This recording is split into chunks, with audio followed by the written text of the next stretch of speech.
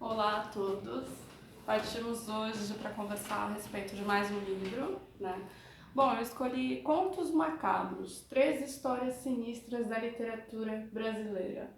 O nosso organizador aqui e apresentador do livro é o Lêncio de Oliveira Esteves, né, que é um estudante de literatura brasileira. E ele escolheu ao todo 9 autores. São cânones mesmo, gente, da literatura brasileira. É bastante interessante porque muitos deles, eu não sei vocês, mas eu não tinha nem ideia de que eles produziam literatura de terror, literatura macabra, então é bem interessante. Dos autores nós temos Machado de Assis, Aloysio de Azevedo, João do Rio, Humberto de Campos, Lima Barreto, Bernardo Guimarães, Álvares de Azevedo, Thomas Lopes e Gonzaga Duque. Né? São ao todo 9 autores e 13 contos, certo? E desses 13 contos eu escolhi 4 para passar a conversar um pouquinho com vocês a respeito.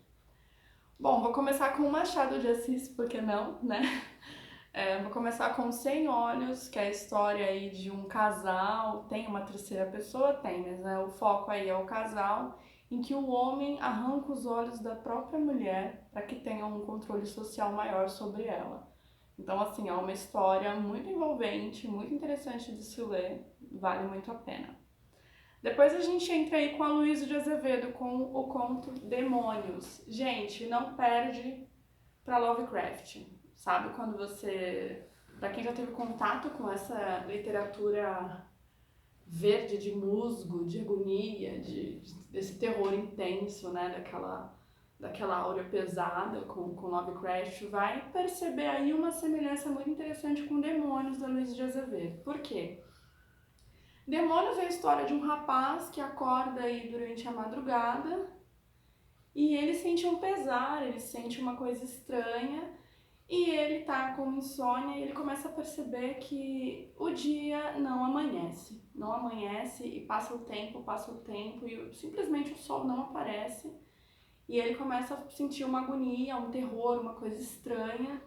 E aí ele resolve tentar sair do quarto, porque ele passa a perceber que na verdade tudo está morto. Ele não sabe exatamente há quanto tempo ele estava dormindo, mas o mundo não é mais o mesmo.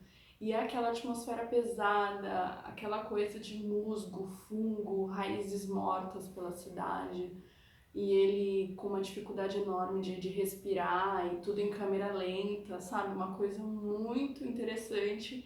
E ele passa a sair dali se arrastando porque ele percebe que as pessoas estão mortas, né? O mundo em si está morto, tudo muito lento, o tempo não passa, o sol não aparece, tudo realmente afogado na escuridão, assim, sabe? Muito interessante. E ele tenta chegar à casa de sua amada, né? E aí vocês veem o desfecho da história lendo, porque olha, é muito, muito interessante e realmente você sente esse pesar, essa falta de ar e essa agonia, sabe? O Luiz de Azevedo, ele soube muito bem escrever essa literatura de terror, esse conto, porque tá muito bacana.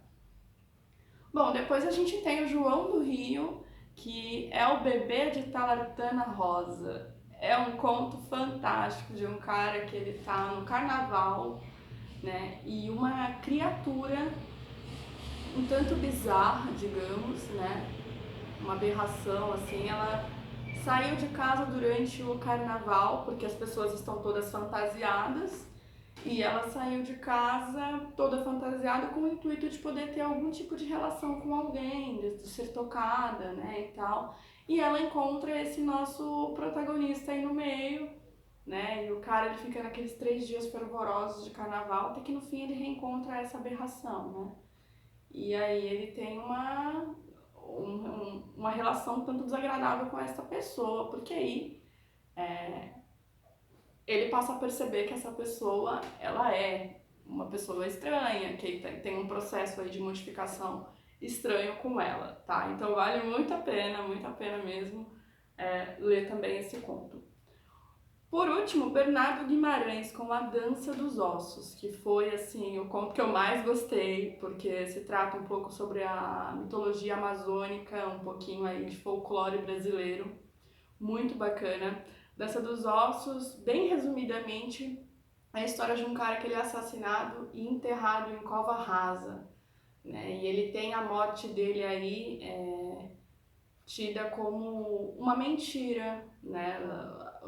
As pessoas que assassinaram ele ali, as duas pessoas que assassinaram ele, mentiram acerca da morte dele, né? Ele era um caçador e tal, ele sabia muito bem lidar com a mata, tem um envolvimento até inclusive indígena na história, bem interessante. E ele sendo enterrado ali em Cova Rasa, conforme vai chovendo ali na Amazônia, conforme vai fazendo calor e ele vai apodrecendo, os bichos vão pegando, por ser cova rasa, ele é meio que desenterrado, né? Os bichos vão pegando pedaços dos ossos dele e tal, e vão levando para vários locais da mata, né?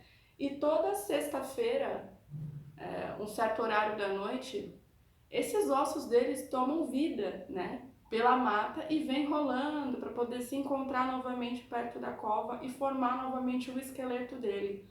Como ele não fala, né, o recurso que ele tem é dançar, se chacoalhar, né, para poder ali fazer um apelo para os viajantes, para as pessoas que estão passando por ali, para que enterrem ele de forma digna, né? Ele era um cristão e ele não queria ser enterrado em cova rasa, ele queria que a alma dele descansasse, né? No caso, nem o corpo dele conseguiu descanso. Então, assim, muito, muito legal, muito interessante a forma que esse conto... esse conto tem muito diálogos, né? Vai trabalhar ali com uma cultura indígena bastante interessante e de um povo local também. Então, vale a pena ter contato com ele. Eu escolhi esses 4 porque para mim foram os mais tocantes, né? Mas os outros também são espetaculares, né? A gente tem outros autores incríveis aí nesse livro também, né? Eu vou deixar aqui na descrição um link que é sobre os Contos da Meia-Noite, que era passado na TV Cultura, e a gente tem aí o Abujamra recitando magnificamente bem O Bebê de Taratana Rosa. Espero que vocês gostem e até a nossa próxima conversa literária, ok? Tchau, tchau!